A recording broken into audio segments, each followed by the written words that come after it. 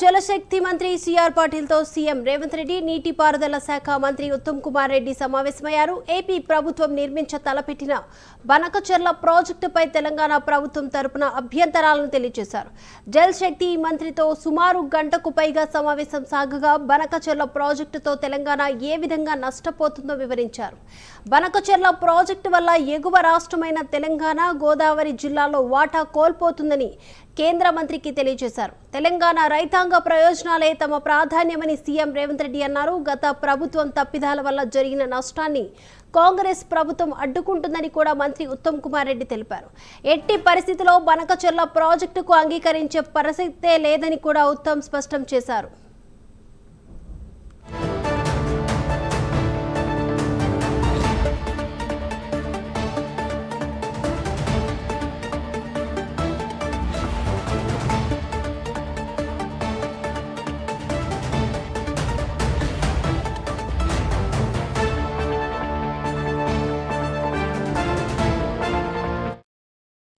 ఇక జలశక్తి మంత్రితో సుమారు గంటకు పైగా రేవంత్ రెడ్డి అలాగే ఉత్తమ్ కుమార్ రెడ్డి సమావేశమయ్యారు. బనకచెర్ల ప్రాజెక్టు విషయంలో కూడా అభ్యంతరాలను వ్యక్తం చేశారు. తెలంగాణ ప్రభుత్వం తరపున ఈ అంశానికి సంబంధించి ఓవరాల్ అప్డేట్స్ అందించడానికి మా నేషనల్ బ్యూరో చీఫ్ కళా సిద్ధంగా ఉన్నారు. కళా, దీపిక, దాదాపు మనకు ఏదైతే ఇక్కడ ప్రాజెక్టుకు తెలంగాణ ప్రాజెక్టుకు సంబంధించినటువంటి ఒక ప్రధానమైనటువంటి చర్చ నేషనల్ మీడియా వేదిక అనుకోవచ్చు, దేశవ్యాప్తంగా కూడా ఇదే ప్రధానంగా దాదాపు ఒక 2-3 రోజుల నుంచి కూడా వినిపిస్తున్నటువంటి అంశం. ఈ అంశం ఈరోజు దేశ రాజధానికి కూడా చేరుకున్నది. అయితే ముఖ్యంగా తెలంగాణ ముఖ్యమంత్రి తర్వాత అటు మంత్రి ఉత్తమ్ కుమార్ రెడ్డి గారు కూడా ఇక్కడికి ఢిల్లీకి చేరుకోవడం జరిగింది. ఇక్కడ ఏదైతే మార్నింగ్ ఇక్కడికి ఢిల్లీకి చేరుకోవడము సీఎం రేవంత్ రెడ్డి తర్వాత వెంటనే ఏదైతే జలశక్తి కేంద్ర మంత్రికి సంబంధించినటువంటి సిఆర్ పాటిల్తో దాదాపు గంట సేపు సమావేశమయ్యారు. మనకు ఈ ప్రాజెక్టుకు సంబంధించినటువంటిది ఏదైతే ప్రధానమైన అంశం అటు అన్ని రాష్ట్రాల అటు ఆంధ్రప్రదేశ్ కానీ ఇటు తెలంగాణకు సంబంధించినటువంటి ప్రధానమైనటువంటి అంశము దాదాపు ప్రాజెక్టుకు సంబంధించినటువంటి అంశము. దీనిపై అంటే గత వారం కూడా ఉత్తమ్ కుమార్ రెడ్డి వచ్చి ఏదైతే ప్రాజెక్టుకు సంబంధించిన అంశాన్ని కూడా ప్రధానంగా దీనిపై కూడా ఒక లేఖ కూడా అందించడం జరిగింది. ఇదే ప్రధానంగా కూడా నిన్న ఏదైతే అఖిలపక్ష సమావేశం కూడా అటు హైదరాబాద్లో కూడా జరిగినటువంటి సందర్భం. అయితే ఏదైతే ఈ ప్రాజెక్టుకు సంబంధించింది ముఖ్యంగా అటు తెలంగాణ నష్టపోతుంది అన్నటువంటిది ప్రధానంగా ఇక్కడ ఈ అంశాన్ని ప్రధానంగా ప్రస్తావించడం జరిగింది. అయితే ఈ ప్రాజెక్టుకు సంబంధించినటువంటి బంకచెర్ల ప్రాజెక్టుకు సంబంధించినటువంటి ఏదైతే ఉందో అఫెక్స్ కౌన్సిల్ సమావేశము మనకు 2016-21 మనకి జూన్ 6 అంటే 21-2016లో అఫెక్స్ కౌన్సిల్ సమావేశం జరిగింది.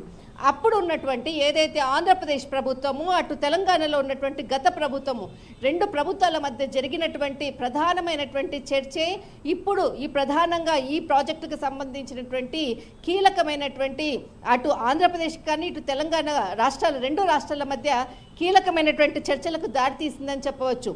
కౌన్సిల్ సమావేశంలో అప్పుడు ఏదైతే అంటే 3000 టీఎంసీల వాటరు వృధాగా పోతుంది, దాంట్లో రాయలసీమకు సంబంధించినటువంటి ఏదైతే వాటర్ను ఉపయోగించుకునే విధంగా అప్పుడు ఉన్నటువంటి ఏదైతే వైఎస్ఆర్సీపీ ప్రభుత్వము 400 ఏదైతే టీఎంసీ వాటర్ ఉపయోగించుకునే విధంగా అప్పుడు అంటే కేసీఆర్ తర్వాత జగన్మోహన్ రెడ్డి మధ్యలో జరిగినటువంటి చర్చలే అప్పటి నుంచి ఏదైతే ఒక ఒప్పందానికి రావడం జరిగింది. అప్పటి నుంచి కూడా ఈ బంకచెర్ల ప్రాజెక్టుకు సంబంధించినది అంటే ముందుకు వెళ్ళినటువంటి పరిస్థితి.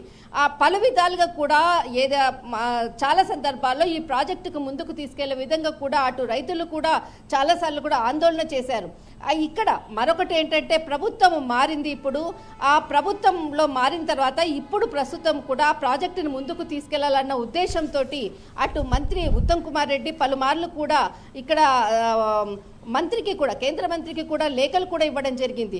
దీనిపై ఏదైతే ముఖ్యంగా మనకు సిఆర్ పాటిల్కి సంబంధించినటువంటిది గత సమావేశంలో కూడా అంటే గత సమావేశము సీఎం రేవంత్ రెడ్డి తర్వాత ఉత్తమ్ కుమార్ రెడ్డి జరిపినటువంటి ఈ ఒక లేఖ నివేదికను కూడా ఇచ్చిన సందర్భంలో కూడా చెప్పడం జరిగింది. కానీ ఇప్పుడు ఆంధ్రప్రదేశ్లో ఉన్నటువంటి ఏదైతే ప్రాజెక్టులకు సంబంధించినటువంటిది ఫైల్స్ కూడా ముందుకు వెళ్తున్నటువంటి సందర్భంలో దీనికి సంబంధించినటువంటిది దీని వలన తెలంగాణకు తీవ్ర నష్టం జరుగుతుంది అంటూ కూడా తెలంగాణ వాదన వినిపిస్తుంది. దీనికి సంబంధించినటువంటిది ఏదైతే ఇప్పుడు కేంద్రంలో అంటే కేంద్ర ప్రభుత్వము ఆంధ్రప్రదేశ్ ప్రభుత్వానికి అనుకూలంగా ఉంది కాబట్టి అక్కడ ఉండేటటువంటి ఏ ప్రాజెక్టు ఫైల్స్ పెట్టినా కూడా అవి వెంటనే అప్రూవల్ అవుతున్నాయి, వాటికి పర్మిషన్స్ వస్తుంది. దాని వలన ఇక్కడ తెలంగాణలో దిగువన ఉన్నటువంటి ఏదైతే ప్రాజెక్టులు ఉండో వీటికి తీవ్ర నష్టం జరుగుతుంది అంటూ కూడా తెలంగాణ ప్రభుత్వం చెప్తున్నటువంటి వాదన. మేము ఏదైతే కొత్తగా ప్రాజెక్టులు పెట్టామో ఆ ప్రాజెక్టులకు సంబంధించినటువంటి అమలుకు కానీ పర్మిషన్స్ కానీ ఏది కూడా త్వరగా అమల్లోకి రావటం లేదు, పర్మిషన్స్ ఇవ్వటం లేదంటూ కూడా అటు నిర్మలా సీతారామన్ గారికి కానీ అటు పాటిల్ గారికి కానీ చాలా సందర్భాల్లో మేము విన్నవించాము. కానీ ఈసారి కూడా మేము ఇదే అంశాన్ని కూడా ప్రస్తావించాము అంటూ కూడా ఈరోజు ఏదైతే ప్రెస్ మీట్ వేదికగా చెప్పినటువంటిది ప్రధానమైనటువంటి అంశం. అంటే ఇక్కడ ఏదైతే కేంద్ర ప్రభుత్వము అమల్లోకి త్వరగా ఆంధ్రప్రదేశ్కి ప్రాజెక్టులకు అమలు చేస్తుంది, తెలంగాణకు మాత్రము లేట్ చేస్తుంది. దీని వలన రెండు తెలుగు రాష్ట్రాల్లో అంటే అటు ఆంధ్రప్రదేశ్ కానీ ఇటు తెలంగాణకు కానీ రెండు తెలుగు రాష్ట్రాల్లో మాత్రము తీవ్రమైనటువంటి మనస్పర్ధలు వచ్చే విధంగా ఉంది ప్రస్తుతము అంటూ కూడా ఇదే అంశాన్ని కూడా నొక్కి చెప్పడం జరిగింది. అయితే ఏదైతే అపెక్స్ కమిటీ గత 2016లో జరిగినటువంటి అపెక్స్ కౌన్సిల్ సమావేశం జరిగినటువంటి కీలక ఒప్పందమే మూల కారణము. అప్పుడు గత ప్రభుత్వం చేసినటువంటి తప్పిదాలే అక్కడ ఏదైతే ఒప్పందం కుదిరిందో ఆ ఒప్పందంతో ఆంధ్రప్రదేశ్ ప్రభుత్వం ముందుకు వెళ్తుంది, దానిలో భాగంగానే తెలంగాణకు తీవ్ర నష్టం జరుగుతుంది అంటూ కూడా తెలంగాణ వాదన వినిపిస్తుంది. దీనిపై ఏదైతే గంటసేపు జరిగినటువంటి చర్చల్లో ఖచ్చితంగా అటు ఆంధ్రప్రదేశ్ కానీ తెలంగాణకు కానీ ఇద్దరు సీఎంలతో మరొకసారి కీలకమైనటువంటి సమావేశాన్ని ఏర్పాటు చేస్తాము, ఖచ్చితంగా తెలంగాణకు అన్యాయం జరపనివ్వము అంటూ కూడా కేంద్ర మంత్రి చెప్పారంటూ కూడా ఇటు ఉత్తమ్ కుమార్ రెడ్డి ఈరోజు ఉదయము ప్రెస్ మీట్గా వేదికగా చెప్పినటువంటి అంశం. అయితే ఏదైతే ఒకవేళ కేంద్ర ప్రభుత్వం నుంచి కానీ సరైనటువంటి మద్దతు కానీ తెలంగాణకు కానీ ఏదైనా నష్టం జరిగితే మీరు ఏ విధమైనటువంటి చర్య తీసుకుంటారో అన్నటువంటి ప్రశ్నకు మాత్రము ఖచ్చితంగా న్యాయపరంగా కూడా దీన్ని ఎదుర్కోవడానికి మేము సిద్ధంగా ఉంటామంటూ కూడా ఇక్కడ మంత్రి ఉత్తమ్ కుమార్ రెడ్డి చెప్పినటువంటి సందర్భము. దీపిక.